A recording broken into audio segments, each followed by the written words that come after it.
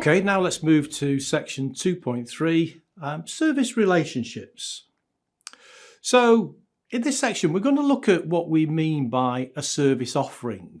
Okay, so we've talked about a service in sort of general terms, but ITIL introduces this term called service offering. So if we look initially at how it describes a service offering, so ITIL says a service offering is a description of one or more services designed to address the needs of a target consumer group. A service offering may include goods, access to resources, and service actions. Okay, so let's again sort of bring this description alive a little bit. And again, I'll use my mobile phone sort of example to sort of explain really what it means. So in my household, there's actually 3 mobile phones, one for me, one for my wife, one for my son. Now, my use of the mobile phone service is I work a lot away from home, so I rely quite a bit on sort of access to the internet for things like email, etc.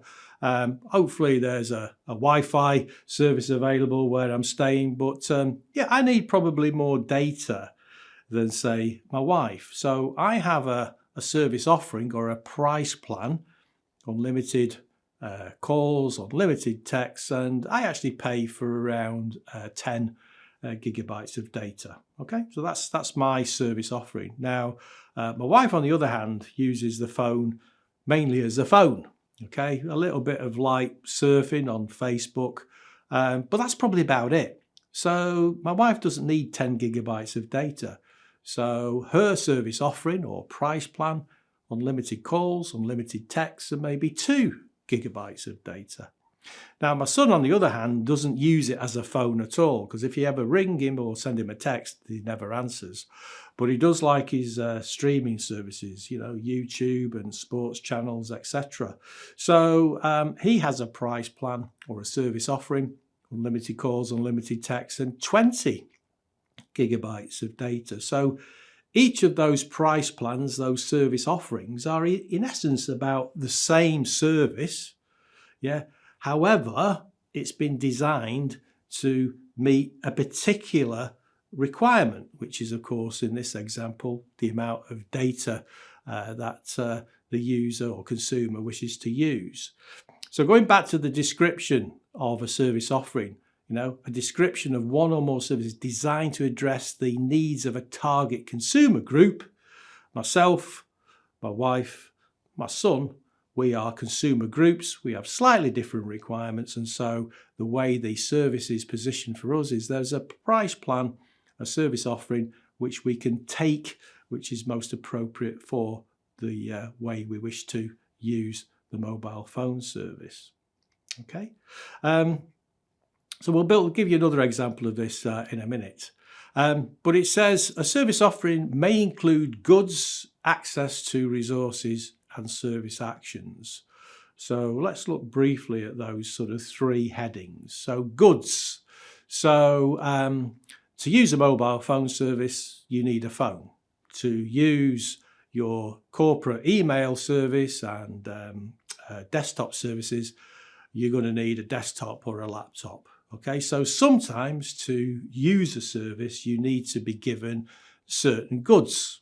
Okay, so ITIL makes a point that when goods are provided, the ownership is transferred to the consumer, and the consumer takes full responsibility for future use. The same way that if you open a phone service, you take a phone service from your mobile phone provider, they will give you a phone, but once they've given you the phone, what happens to that phone after that is down to you. So if you lose it, if it gets stolen, if you leave it in your sort of trousers when it goes into the washing machine, that's your responsibility. I mean, sure, we'll give you a replacement, just give us your credit card number. Okay, so goods, once transferred to the consumer takes full responsibility for future use. So that's quite an important point.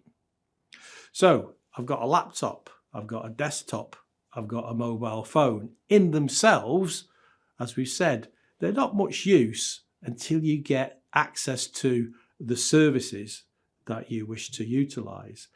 So access to resources. So this is an activity performed by the service provider.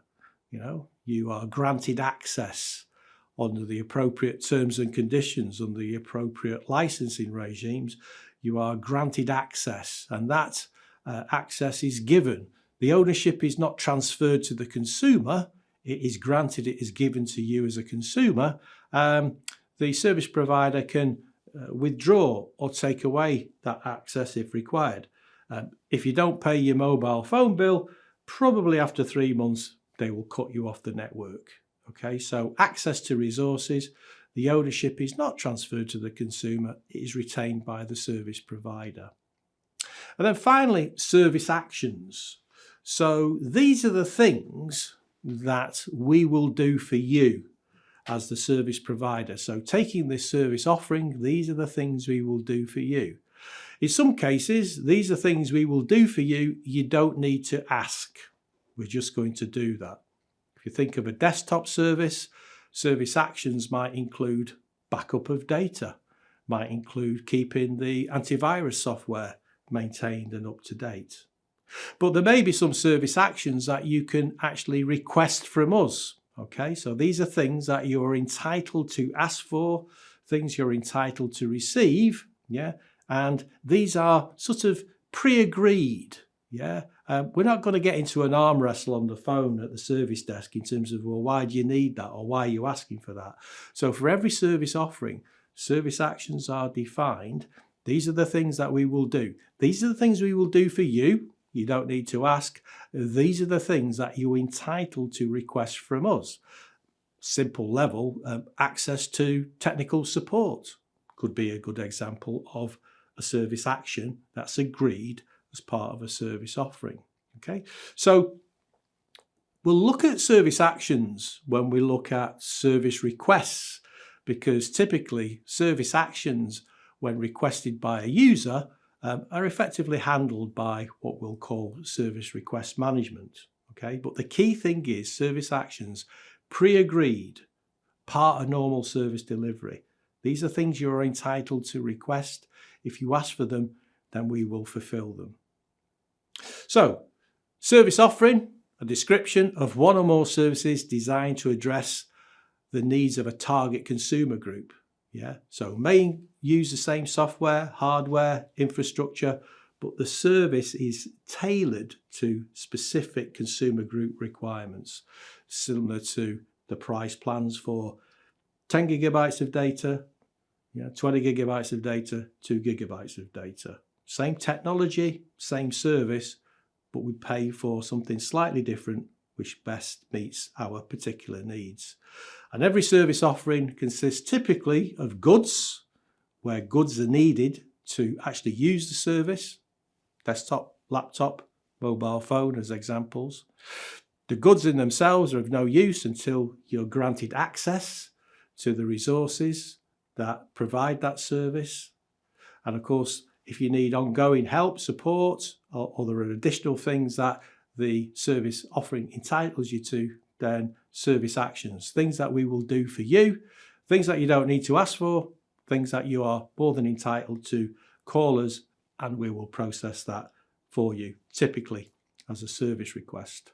So goods, access to resources, service actions. So again, a good example of a service offering may well be one that you're familiar with in your sort of corporate environment.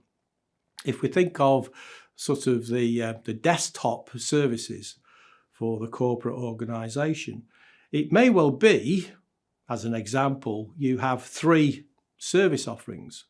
So you'll have some people who work in the office, Monday to Friday, 9 to 5 or whatever the hours of work are. Yeah, so then they come into work, they have a desk, they have a desktop. That's where they do what they do. Some organisations may have a mobile workforce. So these could be people maybe on the road, maybe salespeople, maybe your technical support personnel who are providing 24/7 support. When they're not in the workplace, they can support services and systems from remote locations. So you might have a mobile service offering. And in some organisations, there's also this concept of a VIP service. So for those senior executives that require almost immediate support, then we may have a VIP service offering, which is more about enhanced support. So we don't talk about priorities. If you have an issue and you're part of the VIP service offering, we'll get an agent either to your desk, remoting onto your device. We'll treat it as urgent, regardless of what we believe the priority to be. Okay, so those are not untypical service offerings that you might have around your sort of desktop service. So again, making the point that in terms of the desktop infrastructure, sort of email clients and all the stuff that supports that desktop service, yeah, you're tailoring, yeah, the service to those different consumer groups, the office worker, the mobile worker, and the senior exec, the VIP. So an example of, say, the mobile workforce service offering could be, in terms of goods, they get a laptop, they get a mobile phone, they get a laptop bag. And dependent on your remote access solution, they might have some sort of dial-in or authentication device to allow them to remotely connect with your network from wherever they may be at the time. And that would be different, of course, from the goods for an office worker, where typically it's a desktop, you know, display unit and a base unit. Access to resources. So again, you know, there will be things that are common for all users of the desktop service, but, you know, you need to remotely connect from different locations. And so there might be different network registration, there might be different security settings that are specific to allowing you as a mobile worker to connect to your corporate systems from remote locations. And then service actions. So service actions, again, may be tailored to the service offering. So for a mobile workforce, maybe there's extended hours support. Okay, we're going to do backup and we'll do antivirus, and we do that for everybody, and we'll keep software updates, regular and frequent. But maybe for the mobile workforce, we've got a very specific equipment replacement time frame. So if you lose a mobile, you damage your mobile, you lose your laptop, you damage your laptop, because you're a mobile worker, maybe we will look for a more stringent SLA around replacing that, which might be in 24 hours. Yeah, maybe for other service offerings, replacing equipment might be 48 hours, 72 hours, or whatever. Okay. And of course, just a reminder that service actions, yeah, are pre-agreed. So for the mobile workforce, that service offering, the service actions are tailored to that particular service offering, and they are pre-agreed as part of normal service delivery. There will be things we will do for you that you don't need to ask, and there'll be things that you can request from us, and they're defined, they're pre-agreed, they're part of the service offering. And this will come alive a little bit later in the course when we look at the practice service request management. Service relationships. So we did spend some time earlier in the course talking about value co-creation. We said this is the provider and consumer working more closely together. It's a collaborative relationship, you know, where the consumer needs to better understand what the provider, what the capabilities of the provider are, where the provider needs to understand a little bit more about what's important to the consumer. You know, what are those outcomes, results that are important? How can we work together, yeah, to better, you know, co-create value, enhance the value from the service we provide? And this sort of working together is viewed as a service relationship. So service relationships, obvious thing, but a relationship has to be more than one person. It's a joint activity.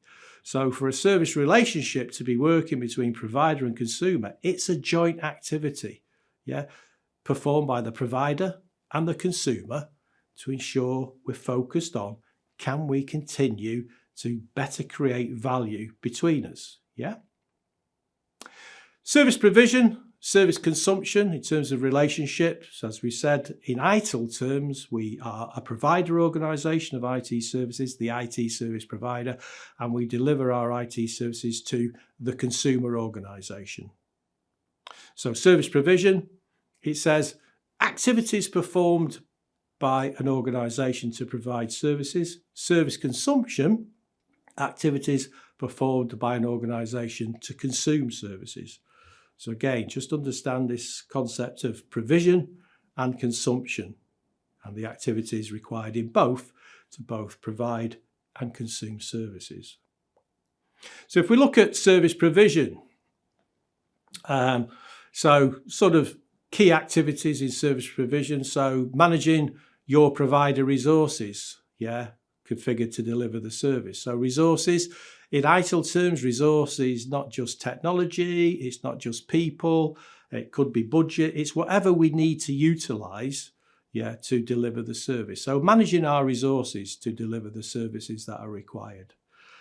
Providing access to those resources for users. So in terms of people wishing to use our service, we need to give them the access.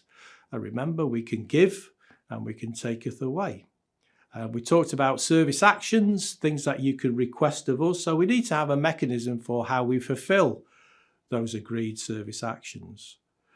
We're delivering a service. The service needs to be managed. Is it delivering the quality that we expect? Is it delivering the quality of service on a consistent basis? And of course, all things can be subject to improvement. So if we see issues, if we see some service level targets perhaps not being consistently met, that sounds like an opportunity for continual improvement to get the service back to the quality we expect. And in some cases, service provision is also the supply of goods, where goods are necessary for the use of a service, laptops, desktops, mobile phones, etc. ITIL makes reference to service provider type. So as service providers, at top level, it says internal, external and shared alliance. Internal is we're providing IT services to the bigger corporate organisation.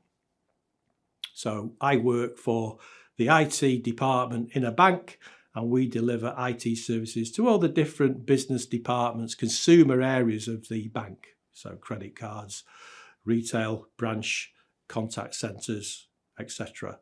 So we're delivering our services internally to the bigger corporate organisation. Some organisations might be what we might call managed service providers or MSP. So we're providing services to a number of different customers or clients, and that would be classed as an external service provider. And then shared alliance is the concept of maybe a joint venture where two organisations come together to create something which is more valuable than if they tried to do it on their own. So shared alliance, joint venture. Okay, service provider types. Service consumption, so similar activities in the consumption of service. So again, the consumer needs to manage its resources needed to consume the service. Remember that example of we haven't got enough agents in a contact centre to take the volume of calls at our peak periods of time. Customers get fed up, they get frustrated, they put the phone down, abandonment rate goes high. That's a responsibility of service consumption in the context of the contact centre. So management of resources, responsibility to make sure you've got what you need in place to get the best value from the services that are being provided to you. Utilisation of the provider's resources, so making use of the provider resources, making use of all the different services that are there, and making use of, for example, the service desk when you've got a technical issue or you've got a service action that needs to be fulfilled. Making sure you understand what things you're entitled to and you request those service actions when necessary. And finally, if you're provided with goods, phones, laptops, desktops, there's this concept of just receipting or acquiring those goods. And remember, once goods are provided, they are the responsibility of the service consumer for the future.